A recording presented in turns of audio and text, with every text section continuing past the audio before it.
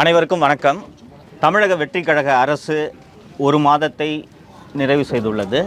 இந்த தருணத்திலே தமிழக முதல்வர் திரு விஜய் அவர்களுக்கு 2 கோரிக்கைகளை நான் வைக்க விரும்புகிறேன். முதல் கோரிக்கை, இந்த மண்ணு தான் திரு விஜய் அவர்களை இன்றைக்கு கோட்டையிலேயே அமர்த்தி இருக்கிறது என்பதை நீங்கள் யாரும் மறுக்க மாட்டீர்கள் என்று நம்புகிறேன். பெண்கள், குழந்தைகள் உட்பட 41 பேர் திரு விஜய் அவர்களின் பிரச்சார கூட்டத்தில் உயிரிழந்தனர். அப்போது இருந்த அரசு போதுமான பாதுகாப்பு வழங்காததன் காரணமாக திரு விஜய் அவர்களால் சம்பவம் நடந்த இடத்தை கரூரில் பார்வையிட முடியவில்லை. உறவினர்களையும் பிள்ளைகளையும் உற்றாரையும் இழந்த அந்த பாதிக்கப்பட்ட குடும்பத்தினருக்கு நேரில் ஆறுதல் சொல்லக்கூட அன்று பாதுகாப்பு இல்லாத சூழ்நிலை நிலவியதன் காரணமாக உயிரிழந்தவர்களின் குடும்பங்களை மகாபலிபுரத்திற்கு வரச் செய்து ஆறுதல் அளித்தார். இன்றைக்கு தவேக தலைவர், தமிழகத்தின் முதலமைச்சர், மத்திய அரசு அவருக்கு பாதுகாப்பு வழங்கியிருக்கிறது. மாநில அரசின் கோர்சல் சிஐடி அவருக்கு உச்சகட்ட பாதுகாப்பை வழங்கியிருக்கிறது. முதல்வராக பதவியேற்றதும் முதல் வேளையாக அவர் கரூரிலே வந்து அந்த உயிரிழந்த மக்களின் படத்துக்கு அஞ்சலி செலுத்துவார் என்று நான் எதிர்பார்த்தேன். நடக்கவில்லை. இப்போதாவது முதல்வர் திரு விஜய் அவர்கள் கரூருக்கு வந்து, அந்த சம்பவம் நடந்த வேலுச்சாமிபுரத்துக்கு வந்து அந்த உயிரிழந்தவர்களுக்கு அஞ்சலி செலுத்த வேண்டும். உயிரிழந்தவர்களின் குடும்பங்களை இங்கே சந்திக்க வேண்டும், சந்தித்து ஆறுதல் தர வேண்டும். அதுதான் ஒரு தலைவனுக்குரிய பண்பான செயல் என்று நான் கருதுகிறேன். முதல்வர் அவர்கள் அதை செய்ய வேண்டும் என்று உங்கள் வாயிலாக நான் அதை வேண்டுகோளாக விடுக்கிறேன். என்னுடைய 2வது கோரிக்கை, கடந்த திமுக அரசு பாஜக எதிர்ப்பு என்ற பெயரில் ஊழல்வாதிகளை பாதுகாப்பதற்கென்றே தமிழகத்தில் சிபிஐ விசாரணையை நடத்துவதற்கான அந்த அனுமதியை ரத்து செய்தது. ஒரு மாநிலத்தில் சிபிஐ விசாரணை நடத்தணும்னா சம்பந்தப்பட்ட மாநில அரசு அவர்களின் அனுமதியை தர வேண்டும். அதுதான் அந்த சிபிஐயோட சார்ட்டரான டெல்லி ஸ்பெஷல் போலீஸ் எஸ்டாப்ளிஷ்மெண்ட் ஆக்டோட பேஸு. மேற்கு வங்கத்திலே திரிணாமுல் காங்கிரஸ் அரசும் திருமதி செல்வி மம்தா பானர்ஜி அரசும் சிபிஐ வழக்கு விசாரணை செய்வதற்கான அந்த அனுமதியை ரத்து செய்திருந்தது. இப்போது பிஜேபி அரசு பதவியேற்றதும் முதல் வேளையாக சிபிஐ விசாரணை நடத்துவதற்கான அனுமதியை அங்கே பிஜேபி அரசு பிறப்பித்துள்ளது. அதே போல தமிழகத்திலும் சிபிஐ விசாரணை நடத்துவதற்கான அனுமதியை முதல்வர் அவர்கள் உடனடியாக வழங்க வேண்டும் என்று நான் கோரிக்கை வைக்க விரும்புகிறேன். என்ன காரணம் என்றால், திருச்சி ஏர்போர்ட் இருக்குது, மதுரை ஏர்போர்ட் இருக்குது, இதுபோல் ஏராளமான மத்திய அரசு அலுவலகங்கள் இருக்கின்றன. மாநில அரசு அலுவலகங்களிலே எப்படி லஞ்சமும் ஊழலும் புரையோடி போய் இருக்கிறதோ, இதே போல் மத்திய அரசு அலுவலகங்களிலும் ஊழல் புரையோடி போயிருக்கிறது. எனக்கு தெரிந்து வெளிநாடுகளிலிருந்து பொருட்களையும் தங்கத்தையும் வாங்கி வந்த பலர் இந்த கஸ்டம்ஸ் அதிகாரிகளுக்கு லஞ்சம் கொடுக்க வேண்டிய நெருக்கடிக்கு கடந்த 5 ஆண்டுகளில் ஆளாகி இருக்கிறார்கள். ஒரு சட்டப்பூர்வமாக ஒரு தங்கத்தை எடுத்துகிட்டு வந்து மாட்டிக்கிட்டாரு. அவர்கிட்ட ஒரு பெரிய தொகையை ஒரு கஸ்டம்ஸ் அதிகாரி கேட்குறாரு. நான் சொல்கிறது திருச்சி விமான நிலையத்தில். கேட்கும்போது அந்த கஸ்டம்ஸ் அதிகாரி அநியாயமான ஒரு பெரும் தொகையை லஞ்சமாக கேட்கிறார். கேட்கும்போது அவர் என்ன அணுகினார், இந்த மாதிரி இந்த கஸ்டம்ஸ் அதிகாரி இப்படி கேட்குறாரு அப்படின்னு சொல்லும்போது என்னாலும் ஒன்றும் செய்ய முடியவில்லை. என்னவென்றால், அவர் நேரடியாக சென்று சிபிஐயிடம் புகார் அளித்தால் கூட சிபிஐ அதிகாரிகள் கையறு நிலையில் இருந்தார்கள். அவங்களால அந்த கஸ்டம்ஸ் அதிகாரி மேலே நடவடிக்கை எடுக்க முடியாது. கண்ணு முன்னாடி கஸ்டம்ஸ் ஒரு உதாரணத்துக்கு சொன்னேன். இது போல் மத்திய அரசு அலுவலகங்களில் ஊழல் புரையோடி போயிருக்கிறது. பிஜேபி எதிர்ப்பு என்ற ஒரே காரணத்தை வைத்து சிபிஐ வழக்கு விசாரணை நடத்துவதற்கான அனுமதியை திமுக அரசு ரத்து செய்திருந்தது. இதெல்லாம் முதல்வரோட கவனத்திற்கு இதெல்லாம் சென்றிருக்காது. உடன் இருக்கக்கூடிய ஆலோசகர்களும் மரியாதைக்குரிய அதிகாரிகளும் முதல்வரிடத்திலே இதை எடுத்து சொல்லி இந்த அனுமதியை உடனடியாக வழங்க வேண்டும். இதே போல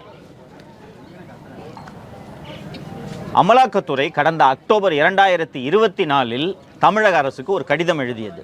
என்ன கடிதம் என்றால், என்ஃபோர்ஸ்மெண்ட் டைரக்டரேட்டுக்கு என்று, அமலாக்கத்துறைக்கென்று ஒரு நோடல் ஆஃபீஸரை அப்பாயிண்ட் பண்ணுங்க அப்படின்றது. அந்த நோடல் ஆஃபீஸரோட பர்பஸ் என்னென்னா, இங்கே வழக்கறிஞர்கள் இருக்கிறார்கள், உங்களில் பலருக்கு இது தெரியும். அமலாக்கத்துறை சட்டவிரோத பணப்பரிவர்த்தனை தொடர்பாகத்தான் விசாரணை நடத்த முடியும். அமலாக்கத்துறை நேரடியாக எஃப்ஐஆர் போட முடியாது.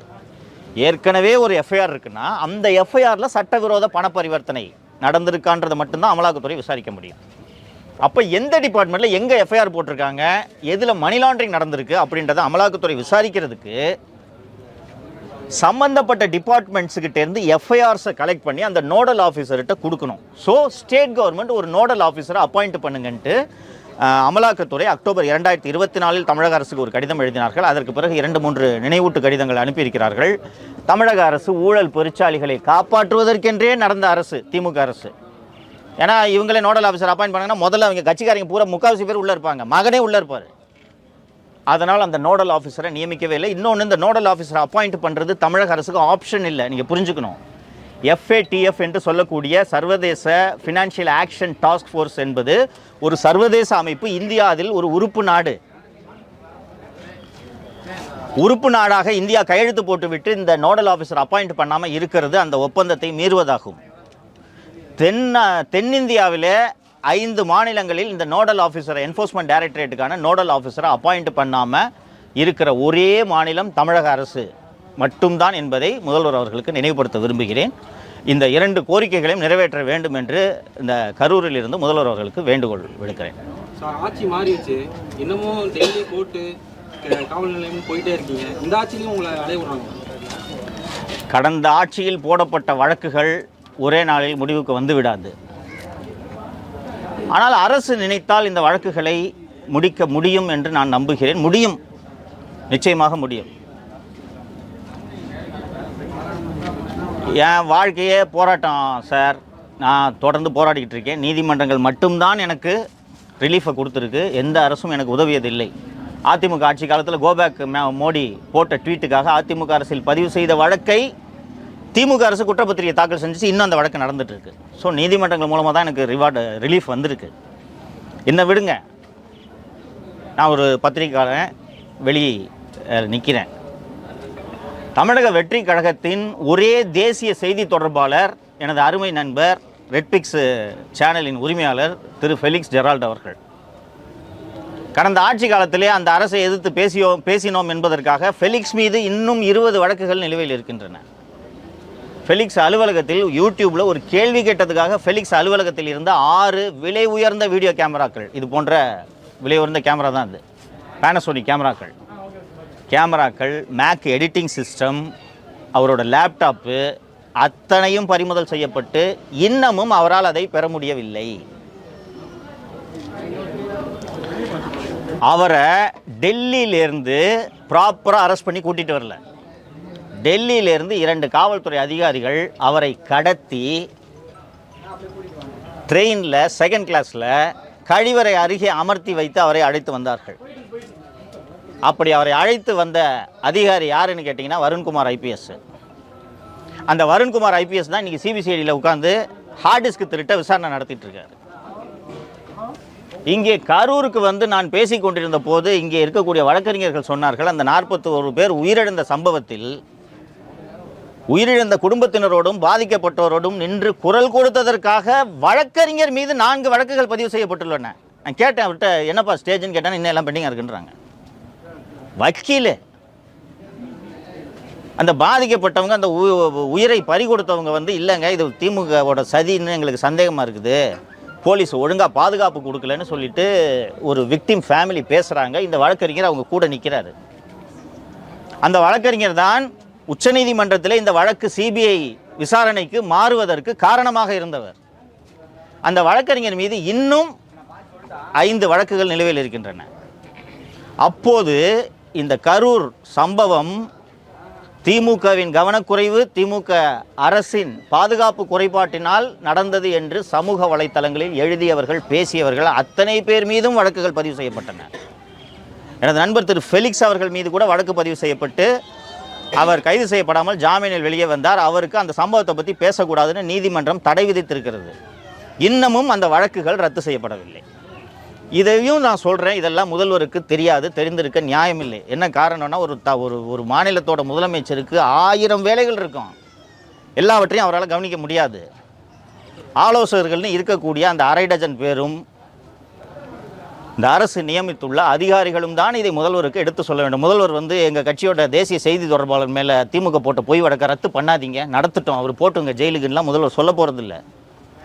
கூட இருக்கிற அந்த அதிகாரிகள் தான் இதெல்லாம் ப்ரையாரிட்டி. அவர் திரு ஃபெலிக்ஸை எடுத்துக்கிட்டிங்கன்னா, நான்லாம் திரு தாவேக தலைவரை விமர்சனம் செய்திருக்கிறேன், அதிமுக ஆட்சிக்கு வர வேண்டும் என்று வெளிப்படையாக பேசியிருக்கிறேன். திரு ஃபெலிக்ஸ் அவர்களும் அவரது மகளும் வெளிப்படையாக பிரச்சாரமே செய்தார்கள். தாவேக தான் வர வேண்டும், எங்கள் தலைவர் என்றே ஃபெலிக்ஸ் பேசினார். அவர் இன்னும் 20 கேஸை ஃபேஸ் பண்ணிக்கிட்டு கோயம்புத்தூருக்கு ட்ரையலுக்கு அலைஞ்சிக்கிட்டு இருந்தார்னா அப்புறம் நீங்கள் யாருக்காக தான் உதவி பண்ண போகிறீங்க? அதனால் முதல்வர் அவர்கள் தலையிடுவார் என்று நம்புகிறேன். டிவிக்கு ஆட்சி நீடிக்குமா நினைக்கிறேன்? ஏன்னா திமுக பின்னாடி இருந்து மாதிரி சொல்லுவாங்க. அரசுகள் அவ்வளவு எளிதில் வீழ்ந்து விடாது. அதிகாரம் அந்த அரசுகளை நீடிக்க வைக்கும் தன்மை படைத்தது. அதெல்லாம் மீறி எதிர்க்கட்சிகள் வீழ்த்துறதுக்கு எல்லா வேலைகளையும் செய்வார்கள். ஸோ வேகமாக அரசியல் சூழ்நிலைகள்லாம் மாறினாலும் கூட இந்த அரசு நீடிக்கும் என்றே எனக்கு தோன்றுகிறது. இடைத்தேர்தல் வருது, இந்த இடைத்தேர்தலில் போட்டியிட்டு ஜெயிக்கக்கூடிய நிலையில் திமுகவும் இல்லை, அதிமுகவும் இல்லை. ஸோ இந்த ஆட்சி மீது இன்னும் மக்களுக்கு ஒரு பெரிய கோபம் எல்லாம் இன்னும் வரவில்லை. அதனால் ஆட்சி ஏன் விழப்போகுது? சார், நீங்கள் உங்கள் வீட்டில் சாக்கடை ஊற்றும் போதும் தொடர்ந்து குரல் கொடுத்தவர் எடப்பாடி பழனிசாமி அவர்களை நீங்கள் நேற்று விமர்சனம் பண்ணீங்க. அதை நன்றி கட்டத்தனம் பண்ணிட்டீங்க அப்படின்னு அதிமுக தொண்டர்கள் தொடர்ந்து உங்கள் மேலே விமர்சனம் பண்ணுறாங்க. எப்படி சார் பார்க்குறீங்க? சார், யாருக்கென்று அழுத போதும் தலைவனாகலாம் அப்படின்ட்டு கண்ணதாசன் சொல்லியிருக்காரு. ஒரு சக மனுஷன் நீங்கள் ஒரு எதிர்க்கட்சி ஆளுங்கட்சி இதெல்லாம் தூக்கி ஓரமாக வைங்க. ஒரு சக மனிதனாக இன்னொரு சக மனிதனோட வீட்டில் சாக்கடை எடுத்து ஊற்றுனா ஒரு மனுஷனாக நீங்கள் கண்டிப்பீங்களா மாட்டிங்களா? சொல்லுங்கள், கண்டிக்கணுமா வேணாமா? ஒரு சக மனுஷனாகவே நீங்கள் கண்டிக்கணும். ஒரு மக்கள் தலைவராக, அதுவும் எதிர்க்கட்சி தலைவராக நீங்கள் இருக்கும்போது கண்டிக்கிறது உங்கள் கடமை இல்லையா? அப்போது நீங்கள் இந்த மாதிரி ஒரு மோசமான தாக்குதல் சம்பவம் நடந்தது என்பதற்காக, அதை திரு எடப்பாடி பழனிசாமி கண்டித்தார் என்பதற்காக அவர் உயிரோடு இருக்கும் வரை நான் அவருக்கு அடிமையாக விசுவாசமாக இருக்க வேண்டுமா? ஒரு விஷயத்தை புரிஞ்சுக்குங்க, என்னோட விசுவாசம், என்னோட ஆதரவு, நான் உழைப்பது, நான் வாழ்வது மக்களுக்காக. 2011 அதிமுக ஆட்சிக்கு வர வேண்டும் என்று எழுதினேன். அப்போது நான் எழுத்தாளர், எழுதினேன். 2016 திமுக ஆட்சிக்கு வர வேண்டும் என்று விரும்பி எழுதினேன். 2021 திமுக ஆட்சிக்கு வர வேண்டும் என்று பேசினேன். அப்போ யூடியூப்லாம் வந்துருச்சு.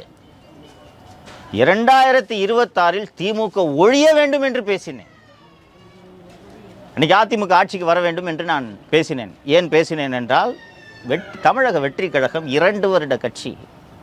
இந்த கட்சி வாக்குகளை பிரிப்பதால் தப்பித்தவறி திமுக ஆட்சிக்கு வந்துவிடப் போகிறதே, அது தமிழகம் தாங்காது என்பதனால் நான் அதிமுக ஆட்சிக்கு வர வேண்டும் என்று விரும்பினேன். திரு எடப்பாடி பழனிசாமி அவர்கள் முதல்வராக வேண்டும் என்று நான் விரும்பினேன். மக்கள் திமுகவை நாங்கள் வீட்டுக்கு அனுப்புகிறோம், ஆனால் எடப்பாடி பழனிசாமி எங்களை ஆளக்கூடாது என்று முடிவெடுத்த போது அவர் செய்த தவறுகளை சுட்டி காட்டுவது நன்றி கெட்டத்தனம் என்று அவர் நினைப்பார் என்றால், தலைவராக இருப்பதற்கே அவர் தகுதியற்றவர் என்று தான் பொருள். இன்றைக்கி நீங்கள் குறிப்பிட்டீங்க அதிமுக தொண்டர்கள் இப்படி பேசுகிறாங்க எழுதுகிறாங்கன்னு. இப்படி பேசுபவர்கள் அதிமுக தொண்டர்கள் அல்ல. எலெக்ஷனுக்கு வேலை செய்யறதுக்கு ஸ்ட்ராட்டஜி டீமை போடுங்கன்னா, எலெக்ஷனுக்கு பிறகு கட்சி நடத்துறதுக்கு அந்த பிரமணியா டீமை திருப்பி பணம் கொடுத்து நியமித்து அவர்கள்தான் சமூக வலைத்தளங்களில் எழுதுகிறார்கள், இப்படி பேசுகிறார்கள், இப்படி கருத்து பரப்பி கொண்டிருக்கிறார்கள். அதனால் என்னோடய விசுவாசம் ஒரு எடப்பாடிக்கு நான் காலம் பூரா நன்றியோடு இருக்கணும்லாம் இல்லை, அது அவரோட கடமை இல்லையாங்க. இன்னொன்று, இதை கண்டித்து பேசுவதனால் அவருக்கு பலனா எனக்கு பலனா? கண்டித்ததால் அவர் பலனடைந்தார், மக்கள் அதை வரவேற்றனர். அதனால் நான் அவருக்கு நன்றியோடு இருக்கணுன்றதெல்லாம் ஒரு அபத்தமான வாதம். சிபிஐ குற்றப்பத்திரிகை தாக்கல்லாம் பண்ணியிருக்காங்க, மறுபடியும் இன்னைக்கு விசாரணைக்கு தொடங்கியிருக்காங்க. அதை எப்படி இல்லை புரியல, எந்த கேஸில்? இந்த 40 இல்லை, சிபிஐ இதுவரைக்கும் குற்றப்பத்திரிகை எதுவுமே தாக்கல் செய்யவில்லை. சிபிஐ இதுவரை இடைக்கால அறிக்கை தான் தாக்கல் செய்திருக்கிறார்கள். இடைக்கால அறிக்கை, அது குற்றப்பத்திரிகையாக நம்ம எடுத்துக்கொள்ள முடியாது. சிபிஐ விசாரணையை பொறுத்த வரைக்கும் நீங்கள் ஒரு விஷயத்தை புரிஞ்சுக்குங்க. 5 சார்ஜ் ஷீட் ஃபைல் பண்ணுவாங்க. ஃபஸ்ட்டு ஒரு சார்ஜ் ஷீட் ஃபைல் பண்ணுவாங்க, அதுக்கடுத்து சப்ளிமெண்ட்ரி சார்ஜ் ஷீட் ஃபைல் பண்ணுவாங்க. தொடர்ந்து அடுத்தடுத்து அந்த விசாரணை இறுதியாக இதுதான் எங்களோட ஃபைனல் ரிப்போர்ட்னு அவங்க ஃபைல் பண்ணுற வரைக்கும் இன்வெஸ்டிகேஷன் வில் கண்டினியூ. இல்லை, இந்த அரசாங்கத்துலேயும் யூடியூப்பில் 2 பத்திரிகையாளர் மேலே கேஸ் போட்டிருக்காங்க. நான் மீண்டும் சொல்கிறேன், ஒருவர் எதை வேண்டுமானாலும் பேசலாம், எழுதலாம் என்று சட்டம் கூறவில்லை. பேச்சு சுதந்திரத்தை வழங்கும் ஆர்டிகல் 19(1)A, ஆர்டிகல் 19(2)ல் ரீசனபிள் ரெஸ்ட்ரிக்ஷன் என்று ஒன்று வைத்திருக்கிறது. சில கட்டுப்பாடுகளுக்கு உள்ளதான் நீங்கள் பேசணும். அப்படி இருக்கையில் சில வரம்பு மீறி பேசும்போது சட்டம் தன் கடமை செய்ய வேண்டும். ஆனால் கைது முக்கியமானது தான் நீங்கள் கவனிக்கணும். இதில் இப்போ நான் இப்போ இந்த பேசுகிறேன் ப்ரெஸ் மீட்டில், இப்போ நான் ஏதோ ஒன்று தப்பாக பேசிட்டேன்னா இதுக்காக என் மீது வழக்கு பதிவு செய்யலாம்னா செய்யலாம். வழக்கு பதிவு செய்து குற்றப்பத்திரிகை தாக்கல் செஞ்சீங்கன்னா அந்த நீதிமன்றத்தில் வந்து அந்த வழக்கை எதிர்கொள்ளணும். இதுதான் முறை. என்னை எதுக்கு கைது பண்ண? இப்போ நான் பேசுனதை மறுக்க முடியாது, இது சம்மந்தமான தடயங்களே அழிக்க முடியாது. அப்படி இருக்கும்போது திரு மாரிதாஸ் அவர்களை கைது செய்தது தவறு. இந்த கைது தவறு என்பதை உணர்ந்து தான் நீதிமன்றமே விடுவிச்சிருக்கு. அவரை சொந்த ஜாமீனில் அவரை விடுவிச்சிருக்கு. அதனால் இது போல் நீங்கள் அவர் மாரிதாஸ் அவர்கள் ஏதோ தவறாக பேசியிருந்தாலும் அவர் தொடர்ந்து இந்த அரசை விமர்சனம் செய்து கொண்டிருக்கிறார். அப்படி விமர்சனம் செய்யக்கூடிய ஒரு விமர்சகரை கைது செய்தால் திரு விஜய் அவர்களே குறிப்பிட்ட பாசிச அரசு என்று தான் இதை நாம் புரிந்து கொள்ள வேண்டும். மக்கள் அப்படி தான் புரிந்து கொள்வார்கள். இது ஒரு தவறு, விஜய் அவர்கள் திருத்திக் கொள்வார் என்று நான் நம்புகிறேன். இன்னைக்கு நீதிமன்றத்துக்கு வந்த காரணம் என்ன? என் மீது போடப்பட்ட 60க்கும் மேற்பட்ட வழக்குகளில் இது ஒரு வழக்கு. அதனால் இன்னைக்கு என் மீது குற்றச்சாட்டு புனைவு, சார்ஜஸ் ஃப்ரேம்டு, அதுக்காக நான் அந்த ப்ரொசீஜருக்காக பிரியாணி கடை பிரியாணி கடைக்காரரை மிரட்டி கொலை மிரட்டல் விடுத்து என் அலுவலக ஊழியர் மூலமாக 7 லட்சம் ரூபாய் நான் பறித்ததாக அப்போது இங்கேருந்து அந்த டவுன் இன்ஸ்பெக்டர் மணிவண்ணன் தான் போய் கேஸ் போட்டு 5 நாள் கஸ்டடி எடுத்து அதில் சார்ஜ் ஷீட் வர போடுறாங்க. அதனால் அந்த வழக்குக்காக நான் இன்றைக்கி வந்தேன். இல்லை, இன்னும் ஒரு கட்சி தொடங்கலை, ஒரு இயக்கம்னு ஆரம்பிச்சிருக்கா. அதில் உறுப்பினர்கள் சேர்ந்து கொண்டு இருக்கிறார்கள். கட்சி தொடங்கி இது என்னுடைய கட்சி, இதுதான் என் கட்சியோட பேர், நான் இந்த 29 தேர்தலில் போட்டியிட போகிறேன் அல்லது 31 தேர்தலில் போட்டியிட போகிறேன், இதுதான் என் கொள்கை என்று அறிவிக்கட்டும். அதற்கு பிறகு அவரை விமர்சனம் செய்யலாம். அவரது எனது நண்பர், அதனால் அவருடைய அடுத்த கட்ட பயணத்திற்கும் முயற்சிக்கும் நான் வாழ்த்துக்களை தெரிவித்துக் கொள்கிறேன். நீங்கள் தொடர்ந்து காவல் மரணத்துக்கும் காவல் சித்திரவதைக்கும் குரல் கொடுத்துட்டே இருக்கீங்க. சிவகங்கை மானாமதியில் ஆகாஷ் கலிசன் சொல்லிட்டு ஒரு இளைஞரை காவலர் அடித்து கொண்டாங்க. கிட்டத்தட்ட 90 நாள் ஆச்சு. அவருடைய பாடியை வாங்காமல் இன்னமும் அவங்க பெற்றவங்க போராட்டத்தில் ஈடுபடுறாங்க. ஏன் இந்த கட்சி ஏன் ஆக்ஷன் எடுப்பார் என்று நான் நம்புகிறேன். புது டிஜிபி வந்திருக்காரு. இதுக்கு முன்னாடி இருந்த ஆட்சியில் யாரை வேணாலும் சுடலாம், கையை காலை உடைக்கிறது தான் பெஸ்ட்டு போலீசிங் அப்படின்றதையே கடந்த கால ஆட்சியில் ஃபாலோ பண்ணிக்கிட்டு இருந்தாங்க. 2 ரவுடியை சுட்டோன்னா கொலை நின்றும், கொள்ளை நின்றும், பாலியல் வன்முறை நின்றுன்ட்டு ஒரு எண்ணத்தில் அப்போது இருந்த காவல்துறை அதிகாரிகள் செயல்பட்டு கொண்டு வந்தார்கள். எத்தனை என்கவுண்டர் நடந்துச்சு. நான் சிறைக்கு போகும்போது பார்த்தா மனசாட்சி இருக்கா இல்லையான்னு தெரில, கையே காலை உடச்சிட்டு அனுப்புவாங்க. டாய்லெட் எப்படிங்க போவான் அவன்? ஜெயிலில் என்ன வெஸ்டர்ன் டாய்லெட்டாக வச்சுருப்பாங்க? கஷ்டமாக இருக்கும். அவன் டாய்லெட்டில் உட்காந்து எந்திரிக்கிறதுக்கெலாம் கூட எவனாவது ஒரு கைதி ஹெல்ப் பண்ணுவான். அவன் கொடும் குற்றத்தை நான் புரிஞ்சுருக்கலாம். அந்த குற்றத்தை நான் மறுக்கலை, அதுக்குள்ளே நான் போகவும் விரும்பலை. அதே போல் காலை உடைக்கலான்னு சொல்லிட்டு ட்ரை பண்ணதில் தான் அந்த ஆகாஷ் என்ற இளைஞர் உயிரிழந்திருக்கிறார். அண்டு நீதிமன்றம் விரைவில் விசாரணை நடத்த வேண்டும் என்று உத்தரவிட்டிருக்கிறது. இது போன்ற வழக்கில் காவல்துறை அதிகாரிகள் தான் இந்த தவறை செய்தவர்கள். தயவு தாட்சியமின்றி முதல்வர் அவர்கள் இது போன்ற வழக்குகளில் நடவடிக்கை எடுக்க உத்தரவிட்டால் பொதுமக்களுக்கு முதல்வர் மீதும் இந்த அரசின் மீதுமான நன்மதிப்பு கூடும் என்று நான் நினைக்கிறேன். தொடர்ந்து பார்த்தீங்கன்னா அதிமுகலேருந்து டிவிக்கு போயிட்டே இருக்காங்க.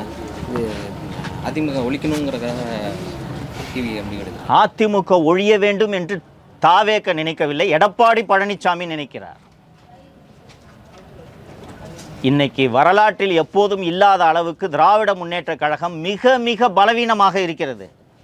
அரசியல் அனாதை திமுக. இன்னைக்கு 2 நாட்களுக்கு முன்பு, ஒரு வாரத்திற்கு முன்பு மார்க்சிஸ்ட் கம்யூனிஸ்ட் கட்சியின் செயலாளர் தோழர் சண்முகம் திமுக கூட்டணி ஒன்று கிடையவே கிடையாதுங்க என்று சொன்னார். இன்று நீங்கள் பார்த்திருப்பீர்கள், இந்திய கம்யூனிஸ்ட் கட்சியின் செயலர் தோழர் வீரபாண்டியன் அவர்கள் திமுக கூட்டணியிலிருந்து வெளியேறுகிறோம் என்று கூறிவிட்டார். திராவிட முன்னேற்ற கழகத்தை இதர அரசியல் கட்சிகள் தீண்டத்தகாத கட்சியாக கருதுகின்றன. நீங்கள் வரலாறு நெடுக 1949 திமுக தொடங்கியதிலிருந்து இன்று வரை பார்த்தீர்கள் என்றால் கூட்டணி இல்லாமல் திமுக வென்றதே கிடையாது. அப்படி இருக்கும்போது திராவிட முன்னேற்ற கழகம் பலவீனமாக இருக்கக்கூடிய அந்த நேரத்திலே தனது கட்சியை பலப்படுத்தி வரக்கூடிய தேர்தலில் திமுகவையும் தாவேகவையும் வீழ்த்துவதற்கு ஒரு தலைவன் வேலை செய்ய வேண்டுமா, அல்லது யார் கட்சியை விட்டு வெளியேறினாலும் எனக்கு அது குறித்து கவலை இல்லை என்று கட்சியை நடத்த வேண்டுமா? நேற்று முன்னாள் அமைச்சரும் முன்னாள் துணை மேயருமான திரு பெஞ்சமின் அவர்கள் திராவிட முன்னேற்ற கழகத்தில் சென்று இணைந்ததை நாம் செய்திகளிலே பார்த்திருப்போம். இது ஒரு நல்ல உதாரணம்னு நான் நினைக்கிறேன். பெஞ்சமின் எம்எல்ஏ கூட கிடையாது, மதுரையில் தோத்துட்டார். அவரை மாவட்ட செயலர் பதவியை பறிச்சிட்டார். அவர் பெஞ்சமினுக்கு ஒன்றுமே புரியல. என்ன, நான் எம்எல்ஏ கூட இல்லை, அந்த 25 பேராவது அந்த பக்கத்து போய் தாவேக்கு ஆதரவு கொடுத்தாங்க, அவங்க பதவியை பறிச்சிங்க, நான் என்னையா பண்ணேன், என்னை எதுக்கு நீக்கிறீங்கன்னு உடனடியாக அவர் எடப்பாடி பழனிசாமி அவர்களின் இல்லத்திற்கு சென்று அவரை சந்தித்தார். அண்ணே பதவியை கொடுங்கண்ணேன்றாரு. கொடுக்க முடியாது உனக்கு பதவின்ட்டு. எதற்காக சொல்ல வேண்டும்? ஒரே காரணம், பெஞ்சமின் வேலுமணியின் ஆதரவாளர்.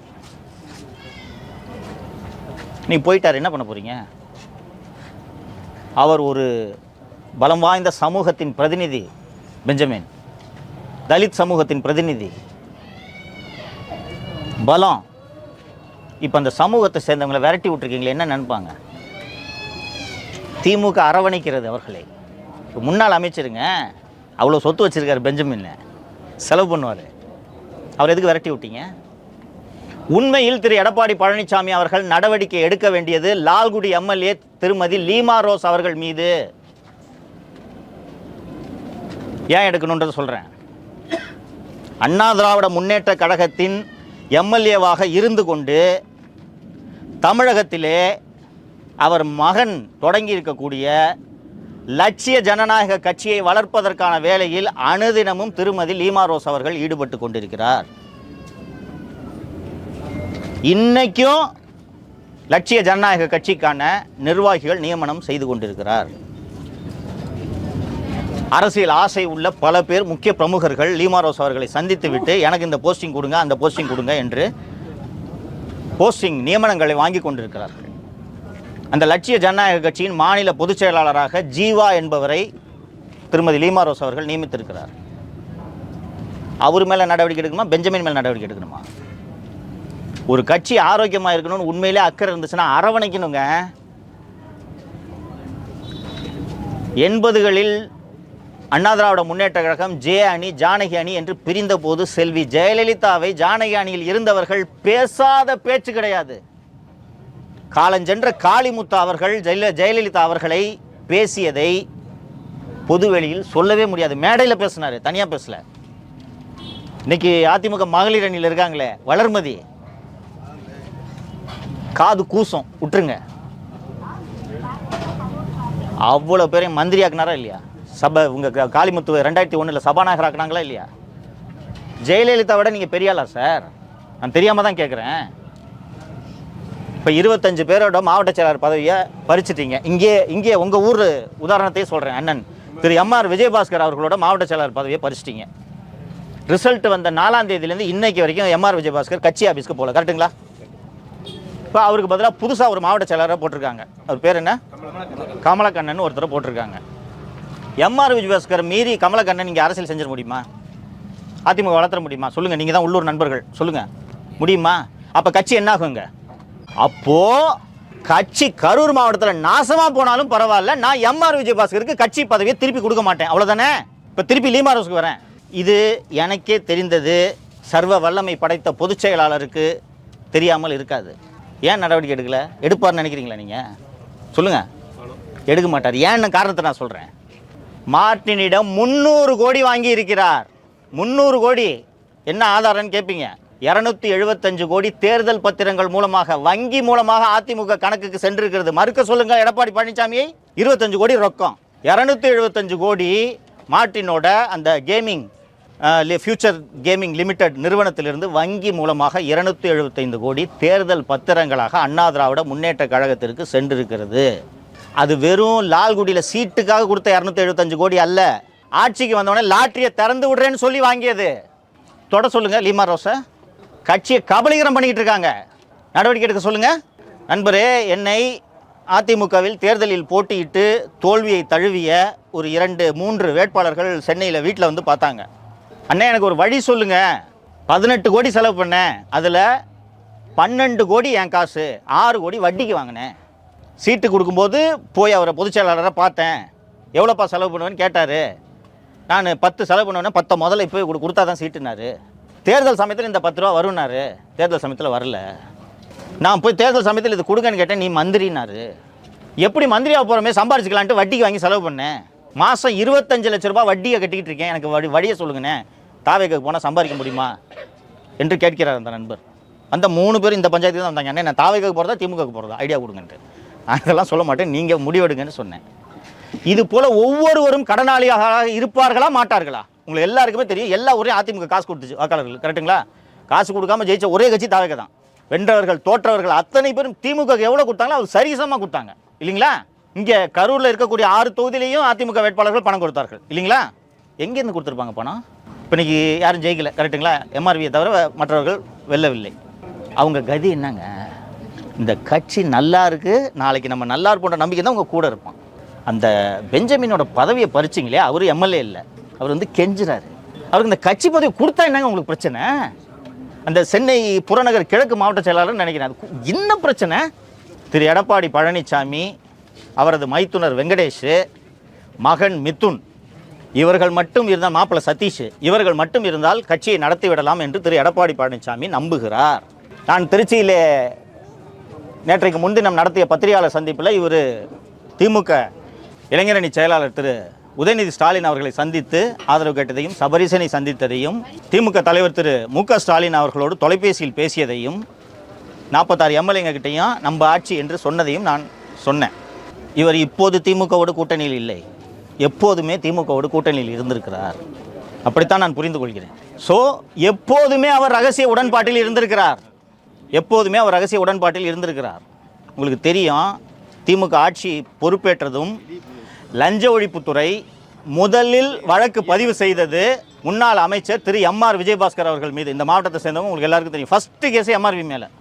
போக்குவரத்து துறை அமைச்சராக இருந்த எம்ஆர்வி மீது சொத்து குவிப்பு வழக்கு, சுகாதாரத்துறை அமைச்சராக இருந்த திரு சி. விஜயபாஸ்கர் மீது சொத்து குவிப்பு வழக்கு, பத்திரப்பதிவுத்துறை அமைச்சராக இருந்த கே.சி. வீரமணி மீது சொத்து குவிப்பு வழக்கு, உள்ளாட்சித்துறை அமைச்சராக இருந்த எஸ்.பி. வேலுமணி மீது 2 சொத்து குவிப்பு வழக்கு, 2 லஞ்ச ஊழல் வழக்கு, தங்கமணி மீது வழக்கு.